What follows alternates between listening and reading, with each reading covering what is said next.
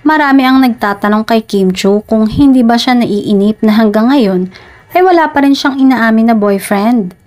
Single, sa kabila ng meron din namang naliling sa kanyang mga aktor na si Paolo Avellino. Rumored boyfriend na di umano nito ngunit wala pang pag-amin mula sa dalawa. Paliwanag ni Kim, siguro ngayon masasabi ko na happy at contented ako. Pero feeling ko, para sa akin, sa ngayon ay hindi pa time dahil meron pa akong kailangang i-fulfill na dreams.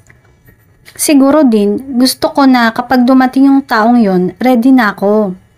Ready naman ako anytime, pero baka yung magiging partner ko lang ang hindi ready.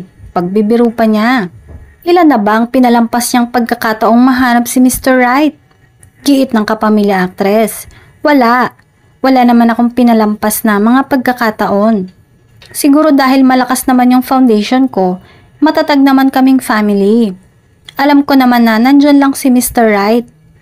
Noon pa, sinasabi na nila yan sa akin. Pero alam ko naman ng sarili ko na pag time na talaga, kahit hindi mo hanapin, darating at darating.